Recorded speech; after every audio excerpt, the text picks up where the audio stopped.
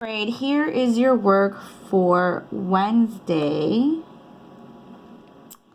If you're reading here, use these notes here to help you and the reteach below to help you. If you like, you can even add this to your notebook as if we were in school. These would be your written notes here. Okay, and then here is the worksheet.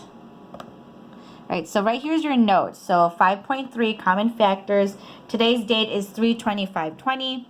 I can make a list to find common factors. So for example, find the common factors of 12 and 16. So first you're going to list the factors for each number. So notice how I have them in order here, so you can just think 1 times 12, 2 times 6, 3 times 4, those all equal 12. And then 16, 1 times 16, 2 times 8, and 4 times 4. You don't have to write 4 twice. Those all equal 16. So then you can go ahead and circle the ones you have in common. So we would circle 1 and 1 here, 2 and 2, 4 and 4. Okay, so 1, 2, and 4 are the common factors of 12 and 16. And then also add the greatest common factor of 12 and 16 would be 4. Because out of 1, 2, and 4, obviously 4 is the greatest. Okay, so if you click here, it'll open up this page. All right, and you can use this to also help you. Okay, so you have a word problem here. Susan sorts a collection of beads. There are 35 blue, 49 red, and 21 pink beads. She arranges all the beads into rows. Each row will have the same number of beads, and all the beads in a row will be the same color. How many beads can she put in each row? So they basically want to just find the common factor of these three numbers. So notice how they listed all the factors of 35, all the factors of 49, and all the factors of 21. And then they found the ones that they have the same, and the common factors are 7 and 1. So since those are the common factors, that means Susan can put 1 or 7 beads in each row if she wants to use all of 35, 49, and 21 of the different colored beads.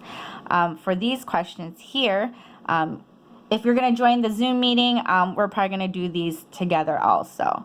So as another example, if you're looking for, make sure I have my pen on.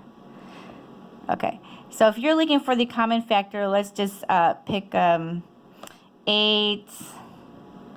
and 12. Let's say 8 and 12. So first we'd list the factors of 8.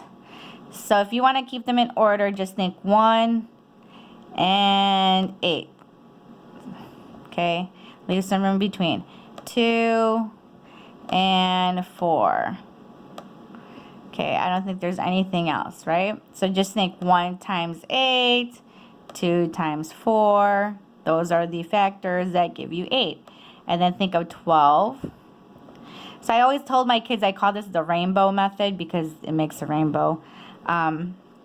Be easier to explain if we're actually together. 1 and, so I'm going to give myself a little bit more room here because I know there's going to be a little bit more. 1 and 12. 2 times 6, right? 3 times 4, and that's pretty much it. Okay, then circle the ones that have the same. So they have 1 the same, 2 the same. Oh my gosh, sorry for that ugly circle. They have 4 the same. So they all have the common factors of 1, 2, and 4. And 4 would be your greatest common factor. So if they ask for the greatest common factor, it would be the factor that is the most, are the ones they have the same. Okay?